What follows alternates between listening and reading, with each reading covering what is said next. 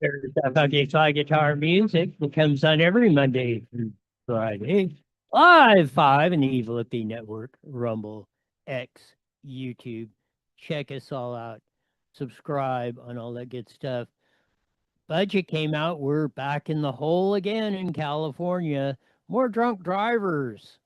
On top of that, Tom Steyer announces, the big time billionaire, he's going to make a run for the governorship.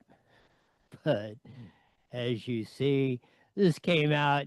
NASA releases images of a rare comet that sparked an alien spacecraft debate. We're going to get invaded by the aliens again. Who would have thought that? Just goes to show you, people will never, ever, ever give up on that deal. We talked about the budget here for a second. We'll get into it a little bit more in depth and into the week. Budget problem for 26-27 is now larger than anticipated. This is from the California Legislative Analyst's Office, the nonpartisan, supposed to be neutral agency. They're saying we're in a heap of trouble. Their next paragraph in the summary is budget position is weak. And the main driver of this, Prop 98, got passed by the teachers union of that, saying 40% of the budget's going to the schools. It has wrecked California to no end.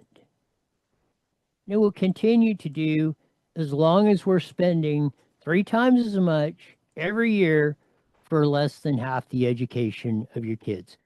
Kids getting in, graduating high school, being accepted to the University of San Diego, cannot do kindergarten frickin' math problems. 25% of them fail. A kindergarten math. Look at the budget deficits or revenue coming in over 50% higher in the 7 years of Gavin Newsom. Yet we're still in the perpetual structural deficit, overspending, budget crisis. And it will continue today, and it looks worse. The Pope, Leo, agreeing with the bishops blasting Trump's immigration policy and saying we should be waving in more as Catholic charity made billions, if not tens of millions, maybe billions, breaking the law and shipping in illegals to the United States by the tens of millions under the Biden administration. Here's Pope Leo. That already, I appreciate very much what the bishops have said. I think it's a very important statement. I would invite, especially all Catholics, but people of goodwill, to listen carefully to what they said. I think we have to look for ways of treating people humanely, treating people with the dignity that they have. If people are in the United States illegally, there are ways to treat that. There are courts. There's a system of... Dude, bringing people into the country illegally is breaking the law. And being used as a non-government agency to do the work that the government couldn't do legally is illegal, Pope Leo. So let's cut the facade.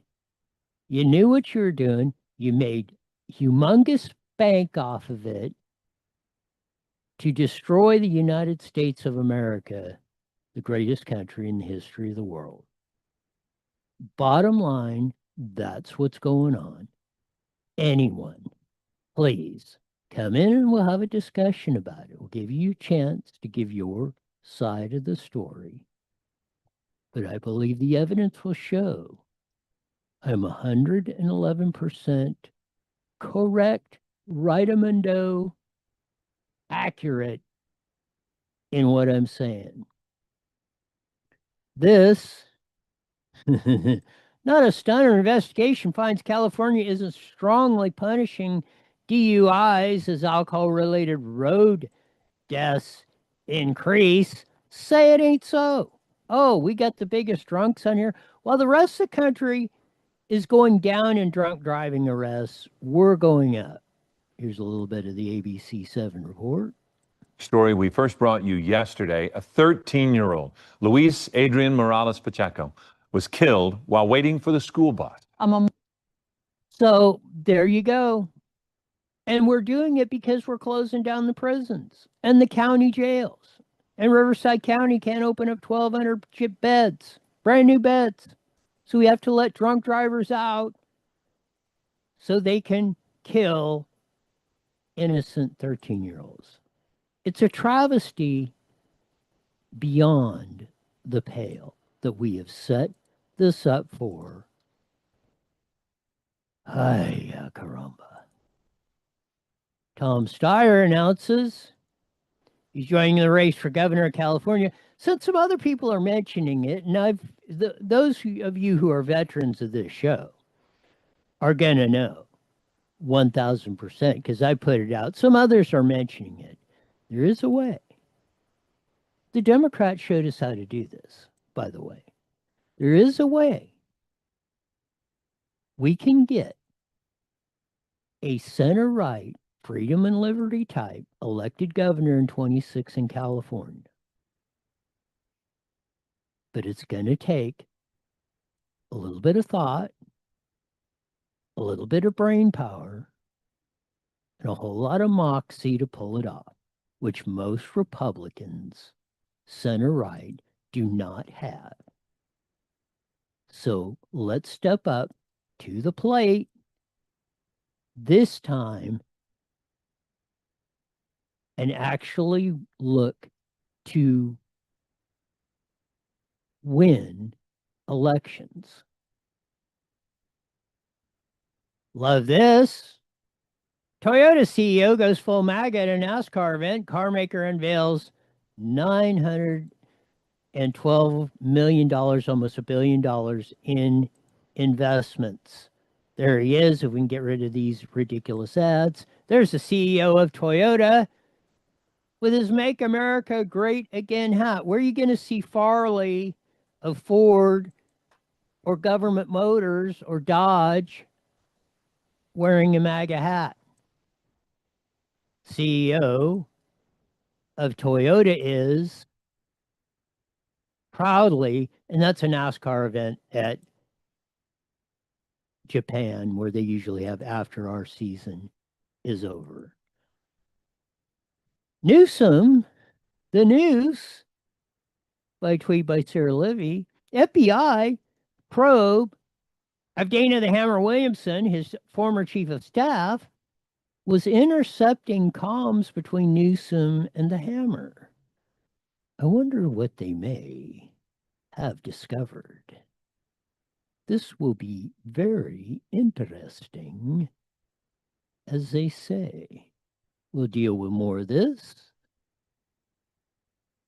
on the rest of the show. Remember, Susan Shelley will be at the bottom of the hour, like back to her usual Wednesday slot after the elections are over.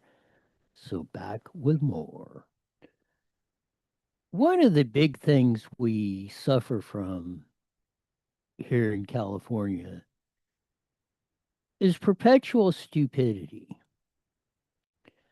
We keep allowing these clowns to spend us into the ground, to convince us Prop 50 was the latest. We all know it was a lie. 2/3 of Californians bought it.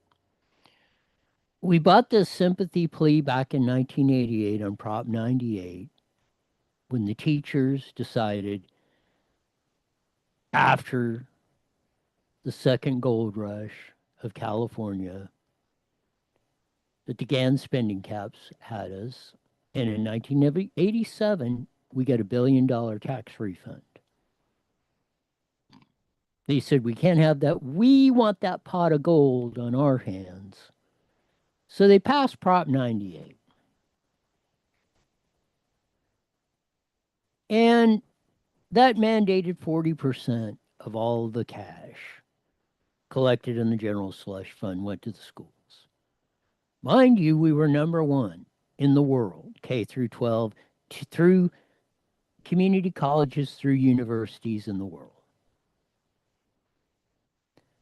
Bar none, hands down, no way, Jose. We've systematically ruined the hell out of this. We are now, as we had in the intro, we're seeing budget deficits larger than anticipated. We're seeing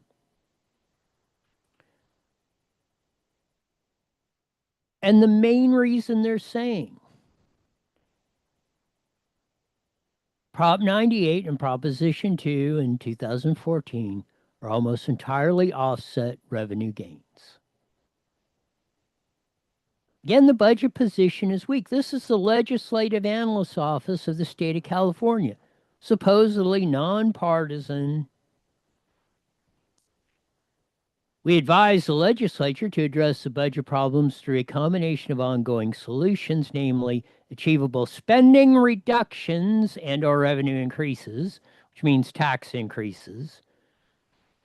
There are three reasons for the actions are now critical. First, the budget problem is now larger than anticipated despite improvements in revenue, which means our expenses, as we've said, have been exponentially, which means humongously outpacing our ever-growing revenue. This is explained in this chart right here. Budget since Newsom took office 7 years ago. We were just a little over 200 billion. Let's make it simple. Now we've been consistently for 3 years over $300 billion. That's a 50% increase or more since he's been in office, yet spending has outstripped the revenue increases. We do not have, by any stretch of the imagination, as Tom McClintock has said many times, we do not have a budget or a revenue problem. We got a spending problem. And until we cure the spending problem, none of this is going to work. We are going to do this like the Legislative Analyst's Office basically said, it's going to bust California.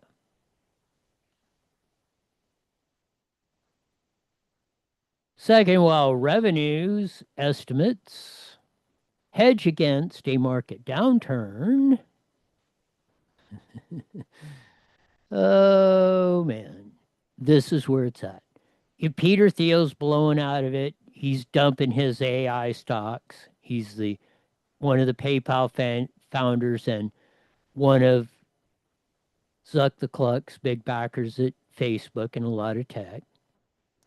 He just bailed out of Nvidia and a lot of stocks, and you've heard past few days, hey, the tech bubble's about ready to hit. And if the tech bubble hits, and that's been most of the gains in the stock market, if the tech bubble explodes, let's put it that way, it will be far worse than the 1999 crash after the dot-com boom.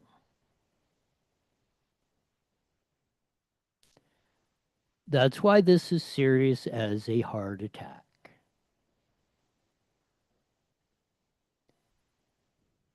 We have to, by no uncertain terms,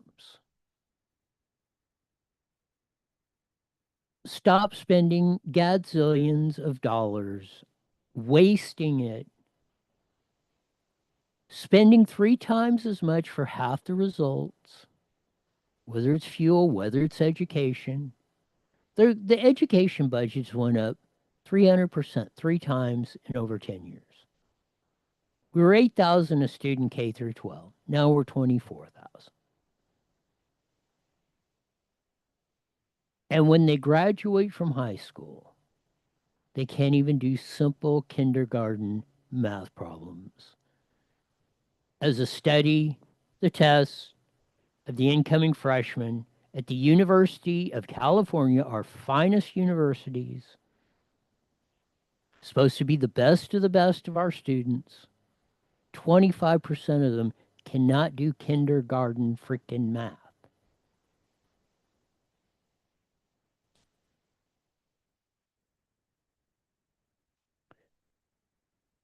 Third, as the budget analysts say,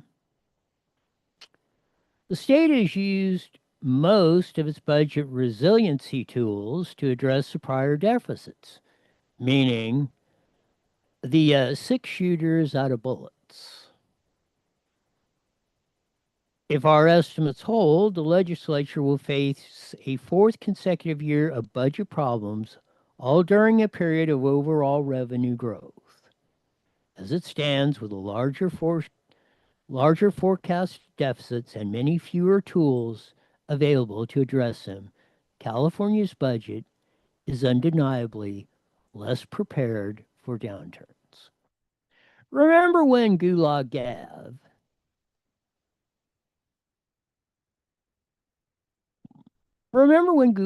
said, oh, we're rainy day fund and we're putting it away and we're salting all this money away, yada, yada, yada. If you're not familiar, if you've long-time listeners to the show will know this. The whole tax the rich, we're going to tax the rich white boy, the evil white boys.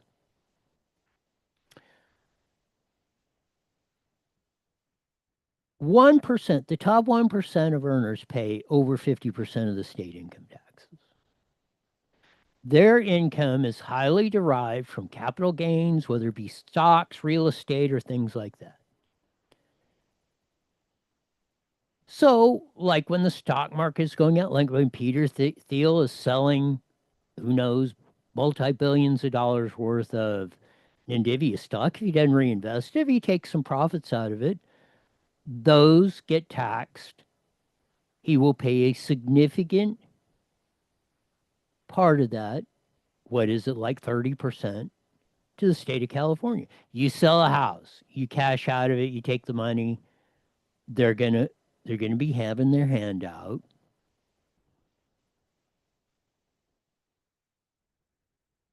Capital gains is where that, and when the boom times are going, their salaries are more and yada, yada, yada.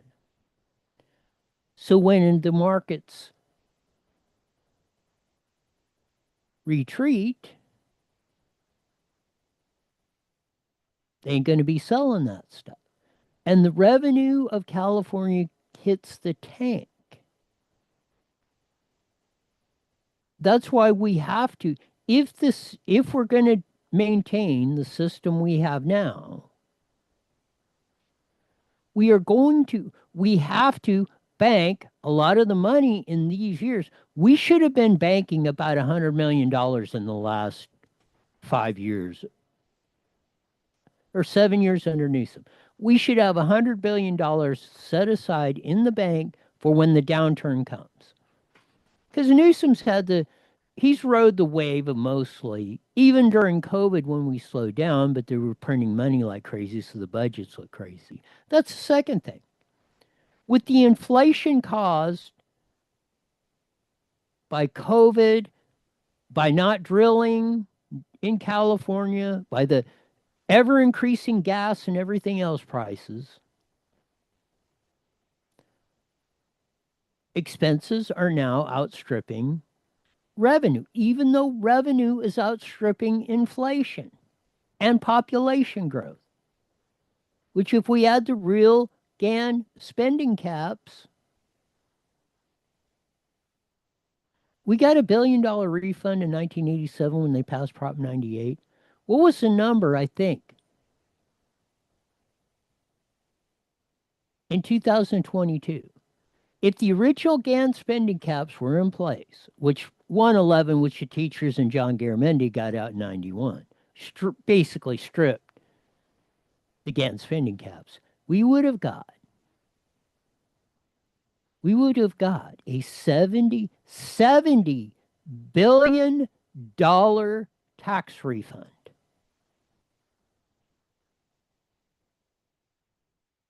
Now, this is your homework assignment. Go take 70 billion, not taxpayers, not over, just take all 39 million people in California. Take 70 billion and divide it by 39 and see what that number would be for each individual. Baby just born to somebody who's just about ready to see the roots of the grass. You could be 1 day old, you could be 100, you would get a check. And it would dwarf the $2,000 tariff check Trump is talking about. So when you look at all this ridiculous madness, if we would have stayed on the trajectory, if the teachers wouldn't have got greedy,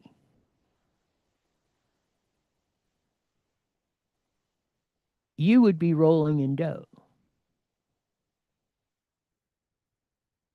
Not only had it restrained, and that was the original part of the GAN spending caps, which we'll talk to Susan Shelley here in a few minutes, which came out the next year after Prop 13. It would have, the idea was that to restrain government to essential services they needed to provide and let the private sector, everybody else, work out the rest, which they can do much more efficiently.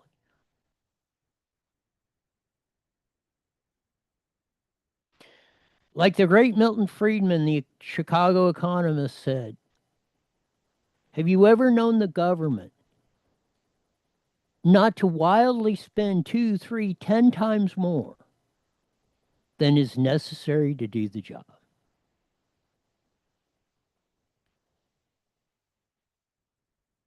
And that's what we're seeing today. We're seeing that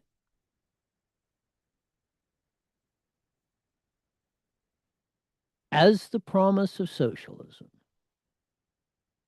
grows, and maybe we'll get into Peter Thiel's, he's put out of it. He said the same thing. As the promises of socialism grow and you take the free market out, where you collect the fruits of your labor and you decide where they're going, and you move to socialism, communism, dictatorship, it crashes. It may take a long time to crash, may crash quickly, but it's going to crash. And there's no other way around it.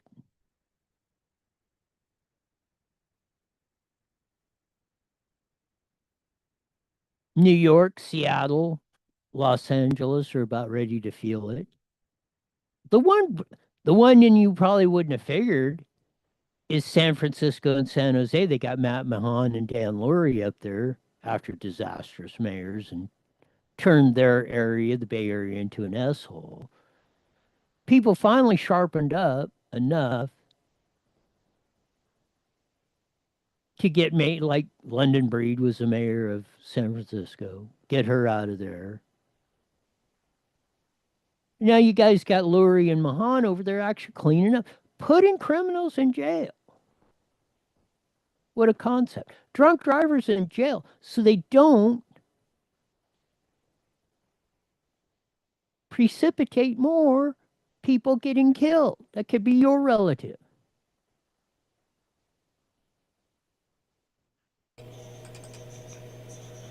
All right, we're starting in 40 seconds. It's absolutely incredible how easy it is to manipulate people into their own self-destruction. Hopefully, we'll wake up. We'll deal with it tomorrow. We got a slight chance to do an end around. Do kind of like what they did in Frisco and San Jose, kick out the idiot mayors and council and school districts. Or do you want to crash the economy like the Legislative Budget Analyst Office is telling you? IE Newswire Daily is on the air. The following is a paid program. Views and claims expressed are those of the program producer and are not endorsed by this station. Opinions expressed are not necessarily those of radio station KMET, its management, employees, or affiliates.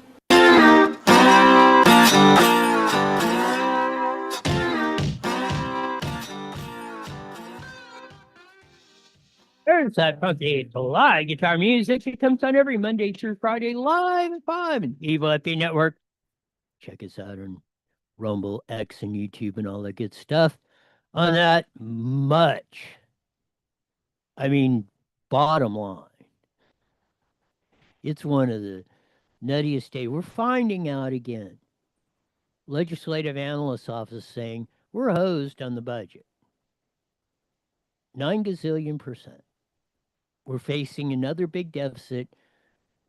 If the AI boom busts, which a lot of people are now starting to say is going to happen, we ain't got no bullets in the 6-shooter to do this. And if you remember what happened to the dot-com boom in 99 or 2009 and the real estate boom, you probably ain't seen nothing yet. But we'll see how it goes.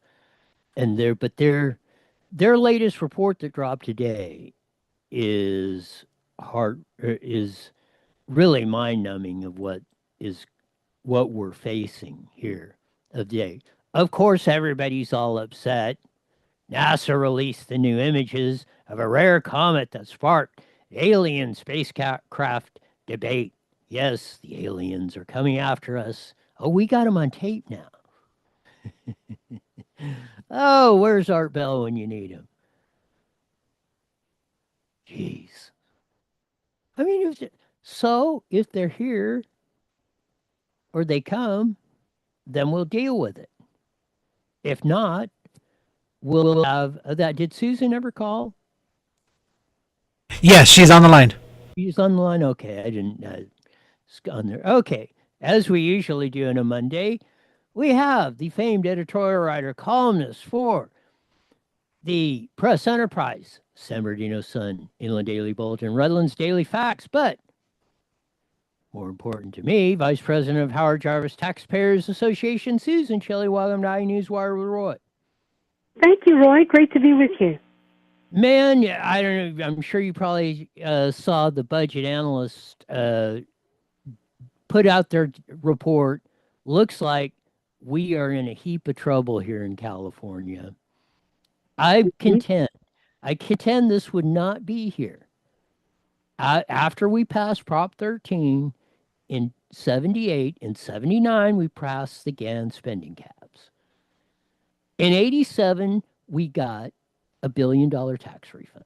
In 88, the teachers put on, oh, we want that pot of gold. We don't want it being refunded. So they mandated the money went to the schools, and our once number one education is now down in the bottom. Then they got with John Garamendi in 111 and gutted the GAN spending caps. What was it, 2 or 3 years ago when we were up? We would have got a like $60 billion tax refund under the original GAN spending caps. Gavin Newsom, over 50%. It was about $200 billion total budget when he came in 7 years ago. It's well over 300. Yet expenses keep exponentially outpacing the extremely expanding overinflation of population growth revenues. Yet we find ourselves in deep trouble if this AI stock boom hits, California will probably see a worse crisis than in '99 with the dot-com boom, or the 2009 real estate uh, crash. What say you, Susan Shelley? Well, I agree with you. One of the concerning things was that the legislative analyst pointed out that the payroll growth has been flat in California. So that means no new jobs, no raises.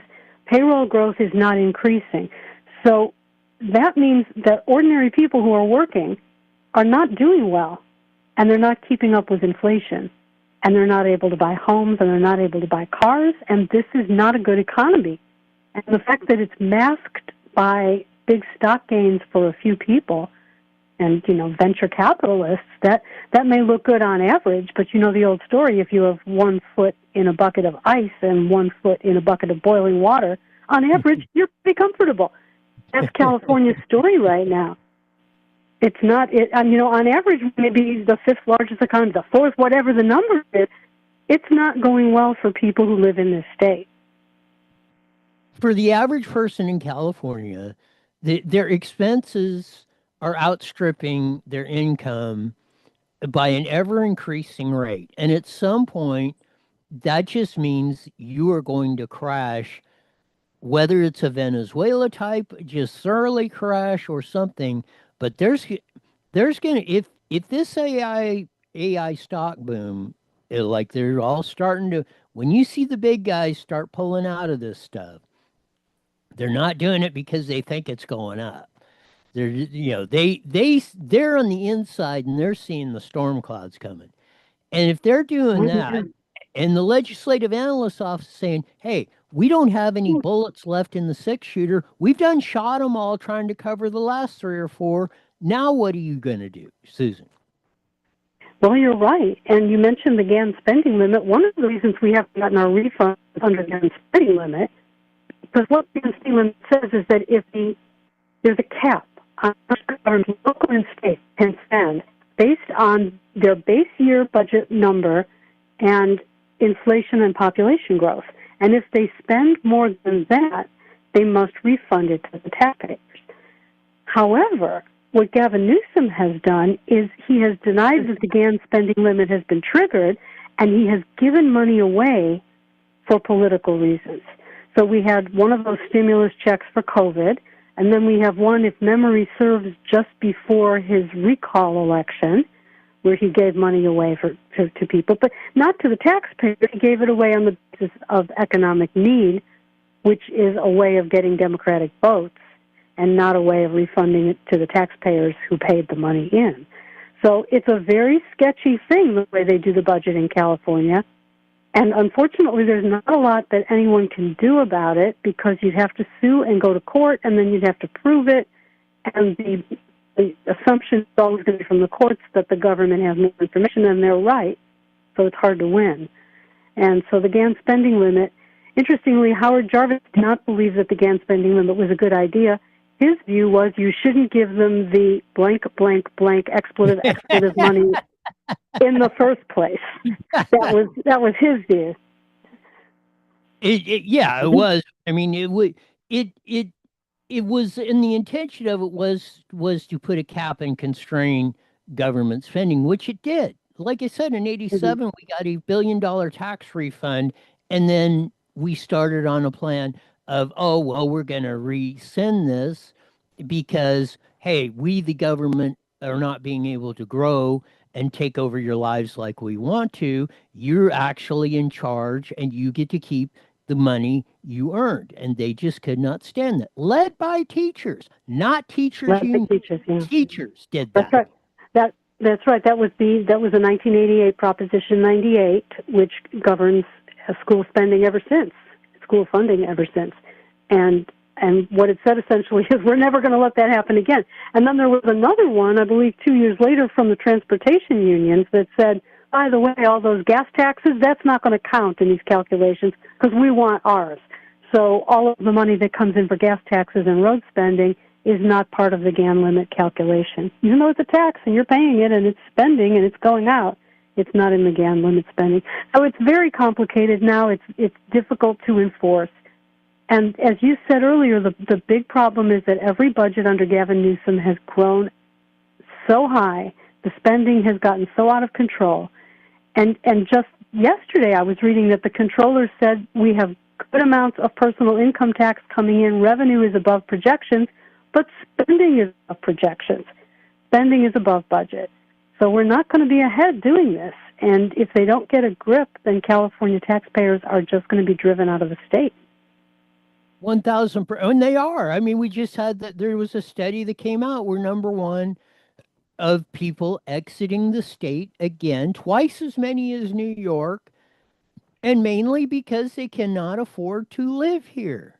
They can make less and earn more, which sounds like an oxymoron, but it isn't, by moving to another state that doesn't the expenses to live there are not going up just like ridiculously here like they are in California, and we are doing it to ourselves.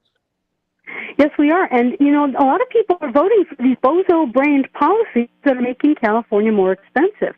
They're voting for this nonsense about so-called sustainable housing and sustainable everything, and they are voting for restrictions that make energy more expensive, that make housing more expensive, that make food more expensive. They're voting for that because they think it's good for the climate, or they think it's morally right. Well, it's not. It's just damaging California. It's not saving the earth. It's not protecting the planet. It's only enriching a bunch of cronies in Sacramento who are making money off of this credit trading nonsense, this giant multi-billion-dollar credit market for carbon that they've invented. They're making a fortune off of that. It's not protecting the environment. It's not protecting the climate. It's damaging the people of California. But as long as people are going to vote for that, it's not going to get solved. Your columns about one of them is the whole deal about the broke on Javier Becerra and Dana the Hammer Williamson and all that. This has a potential, I think, to really blow a lot of things up in Sacramento. But your column, The California Way, How Campaign Committees and Behested Payments Skirt the Law, Susan Shelley. Well, I always think it's interesting that the big scandal is what's legal in California. And what's legal is for these politicians to park money in campaign accounts for offices as if they're going to run for them when they really aren't. So Javier Becerra had a committee to run for superintendent of public instruction in 2030. He's running for governor next year, but he has $1 million plus in his committee. Maybe I'm wrong about the amount, but he has money in this committee to run for superintendent in 2030. And this was the committee that these consultants were bleeding for $10,000 a month while he was Secretary of HHS, Health and Human Services, in the Biden administration. I don't think it's plausible that he didn't know this was going on. I think it's plausible that he didn't want to be seen as knowing it was going on. He didn't want any evidence that he knew it was going on. But I don't think consultants would put someone in legal jeopardy that way without their direction, my personal opinion. So that's the situation. Dana Williamson ran this scheme. She was charged with coordinating this as a conspiracy. It's all legal under California law, but it's not legal under federal law. And then she was charged under federal law. And this is the interesting thing. Gavin Newsom has been behesting payments from people, you know, these behested payments, which are unlimited, where an elected official can call up a company or a union, somebody with business before the state, someone whose future he controls with his pen, and he can say, I really need you to donate 6 figures to this. And this can be anything. This can be governmental, legislative, or charitable. And funny enough, Gavin Newsom's wife is one of the charitable causes. Imagine that. So Gavin Newsom can call up PG&E, and he can call up an Indian tribe that has a casino license, and he can say, I need you to give $500,000, as one Indian tribe did. Or he can call the Chamber of Commerce in Sacramento, the Cal Chamber. He can say, I need $25,000 or $50,000.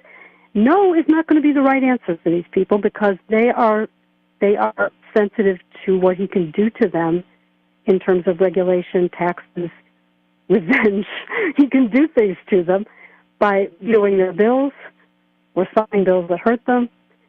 And so this is a shakedown, and it's legal. It's all legal. So he takes that money, and it goes into, let's say, his inaugural festivity account, and then he can move it around to the California State Protocol Foundation, as he did, $4 million. And what they do with it, they paid for his trip to China in 2023 so he could look like a president. They took all those beautiful pictures of him staring at the horizon, meaningfully staring at the horizon. And that was paid for by shaking down people with business before the state of California in previous years for his inauguration. It's legal, and it shouldn't be, because it's extortion. Possibly, like you said, it might be legal in California, but the feds are taking a different take on that. Two things. When the feds approached, FBI investigators approached Dana the Hammer Williams, and they wanted her to wear a wire, and they were specifically against Newsom, whatever's going on there, whether it's these behested payments or whatever's been going on, the $2 billion for $250 million worth of masks or COVID or whatever they were looking for. But the second part of this, and it has been speculated by more than a few people, myself included, that the other part of this, Sean McCluskey, which has been a long time chief of staff for Becerra when he was attorney general or a congressman, or when he went to HHS, well, when he goes to the feds, he's making less money than when he was chief of staff for Becerra. That. So a lot of people are speculating they cooked up this deal to rob the campaign's funds to augment Sean McCluskey's income that he was getting, that he wasn't making, he wasn't making the salaries he was at that, and that's the way he was. Because, what was it, Nikki or whatever from Inside California Politics is interviewing Becerra. She's saying, you didn't notice anything funny about 10 grand to maintain a dormant account? You signed on them. Well, yeah, I saw that, and it's expensive to do that. Yeah, if you're doing Prop 50 with $150 million, yes, it's expensive. It does not. It shouldn't cost you $1,000 or $2,000 a year to maintain a dormant campaign account. I mean, all you got to do is file. Yeah, I mean, you got to file what, two 700 forms, which may take you an hour, and balance the checkbook, which has no money coming in. Give me a break. I mean, he knew. He sat there and denied there's no possible way that anybody can come up with that he didn't know what it was going on or why it was going on, because he's ultimately signing the form, Susan Shelley. I agree with you. I completely agree with you. And how you use your campaign funds is regulated. You can't use campaign funds for personal expenses, and you can't use campaign funds for any kind of spending that's not related to the campaign. So this money went to consultants, and then it went through somebody else's consultant account and somebody else's, and it landed in the bank account of Sean McCluskey or his wife for a no-show job. This is a problem, but in California, they probably were doing it legally. And it's interesting that under federal law, they considered it a conspiracy and wire fraud and bank fraud. We're living in interesting times here, because we know that they were also looking at Gavin Newsom because Dana Williamson's lawyers said so, and said specifically she didn't know of any illegality that he had ever committed. He didn't do anything wrong, no misconduct. But here again, it's all legal in California. So she could truthfully say, I don't think there was any misconduct, and it could still be illegal. So I don't think we're last of this. I think Sarah's campaign for governor is in a lot of trouble. And it's interesting that some of these people like Rob Bonta are talking about getting in, and he's under investigation and spent almost $500,000 on legal fees out of his campaign account, which he wasn't supposed to do. That's probably not legal. But he's being investigated or questioned in connection with a separate scandal in Oakland having to do with bribery from a recycling company. So this is all really corrupt stuff that the federal government is investigating. And as we know, the federal government put people in handcuffs at the LA City Council, so they have the power to do that. And we'll just have to see how long it takes for them to get it done. Shifting gears, the other tragedy that we lived through at the beginning of the year was the Palisades and Altadena fire. one thing we do, or at least if we can believe Gavin Newsom's good buddy, he was drinking tequila while this was going on, worrying about what's going to happen to his image because Trump's blaming it this. We know buffoon Bass, the mayor of maybe the mayor of Guyana, was in Guyana drinking it up while we knew there was going to potentially be some big problems because they were broadcasting all over. Palisades burns. They the Newsom is denied had anything to do with it. Buffoon Bass fires Crowley, which probably should have been fired, or is blaming everybody's blaming everybody. Now it appears, if the reports are coming out that are coming out all over, the state of California backed off. LA Fire wouldn't do this over one of this, if anybody has ever been or is a greenie weenie or buying into this climate crap or whatever, after they hear probably what is coming out, what you're reporting on this, I don't see how anybody with a scintilla of brain power could even trust any of them, but your columnist plants over people, regulatory gridlock, and the Palisades fire, Susan Shelley. Yes, this is what's coming out. It's coming out from fire chiefs who are leaking to Spencer Pratt, who's a Palisades resident and now a reporter because he's doing live reporting on this story, and also from the lawsuit that something like 3,000 Palisades residents are suing the city, and that's in the courts right now in the middle of discovery, and they're filing their various bits of evidence. And we also have the history going back to 2020 when the Los Angeles Department of Water and Power was fined by the Coastal Commission $1.9 million, forget this, trying to prevent a wildfire in the Palisades.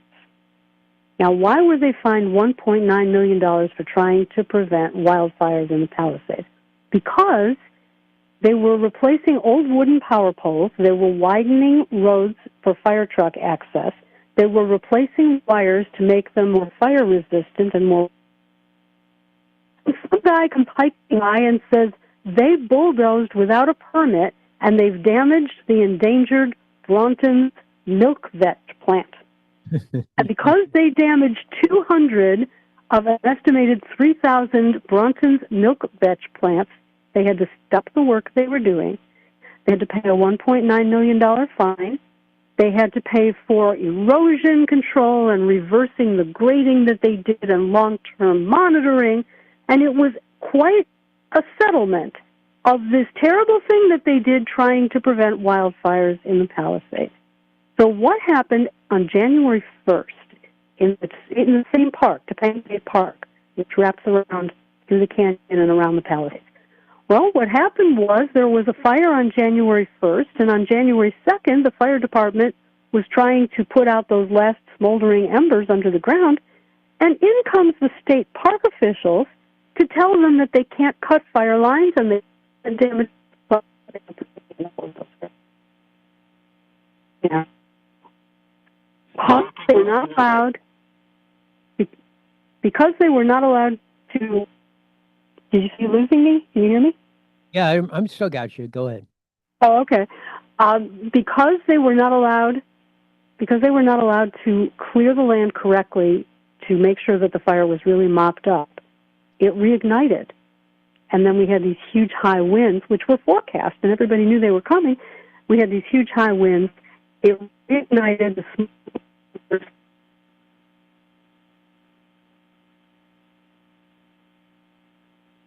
I think we lost her. And then all the other reasons that the fire wasn't put out for the water and the LADWP with the reservoir, the rest of it. But that's how it started. You got it, man. It's it seems like one thing after another on this stuff. We got about a minute left on that. Tell them why they should join HJTA. Go. The Howard Jarvis Taxpayers Association, the best organization in California fighting for you. And we're doing an initiative right now to close loopholes in Prop 13 that the courts have opened up, which have made it easier to raise your taxes. We don't want it to be easier to raise your taxes. So go to saveprop13.com, saveprop13.com, download and print the petition, the official petition that will get this on the ballot. to close these loopholes to protect you from higher taxes. SaveProp13.com. And join HJTA at hjta.org. Thanks for being on, Susan. We'll do this again next week. Thanks so much, Roy. You got it, Susan Shelley, Vice President of Howard Jarvis Taxpayers Association and columnist extraordinaire for the Southern California News Group. The attorney for a lot of the residents there in Pacific Palisades, Spencer Pratt, has been doing some great reporting almost daily out there in the Pacific Palisades and keeping their feet to the fire. And we had to have Ron Johnson, Senator from Florida, or Ron Johnson from Wisconsin, Rick Scott from Florida, to come out and try and help the people in Pacific Palisades in California. Not Adam Schiff, not Alex Padilla, because it's going to make their boys look bad. And I'm being kind again. Man. Budget deficits going, they have more record money than they ever knew what to do with. And we're still dealing with this. I don't know. Even with the dumbed down education, I don't know why. And I hope it doesn't get to the point, but look what happened down in Mexico with the riots of all the corruption that's been going down there for 100 years. With the way things are going, and you see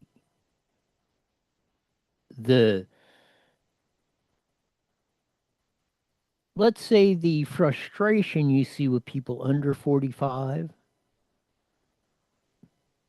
and they're basically telling you, we don't care, but somebody better fix it, or what that or is can be, who knows? We see what happened in Mexico this weekend.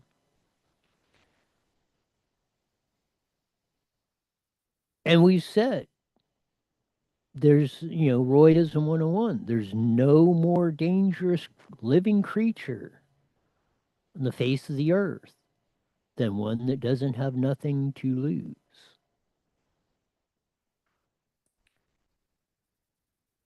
And you take away people's hope, they don't see a future, you're potentially looking at, just in California, 39 million pissed off people. And that's not good. But we shall see. Hopefully we'll prevent it. Tomorrow we'll tell you the Hail Mary pass we can make impossibly. We possibly got a shot. And the Democrats told us how to do this. They showed us how to do it. We got to take a page out of their playbook, see if we can pull it off in 2026. Take it away, Jesse. That'll do it for today. But as we usually say at this time, it's mandatory you're back here in 23 hours. Why? To hear the best darn show in the whole wide world. Till then, see ya. All right, I will talk to you later. Just another note: when you hear him stuttering on that, or when Yeah. you hear the spellbound, just say the letter A. It'll usually, like when you put the voice back, she came back up. Because that switches the cell tower when you talk. So that'll use in 98.7% of the time when you're losing somebody. If you just say the letter A or anything, coming back, it'll bring it back. Yeah, that's what I've been trying to do with her. It came back and then it died again. I was like, God dang it! That's why she asked, Can you hear me?" I mean, yeah, no, that it does work sometimes. I mean, most of the time it does work. So just keep. Yeah. Yeah. Oh, I yeah. know, as soon as maybe it took that you said 2 or 3 words because it really bounced, but as soon as you started talking, she came back on. Yeah. Anyway. All right. I'll see you later.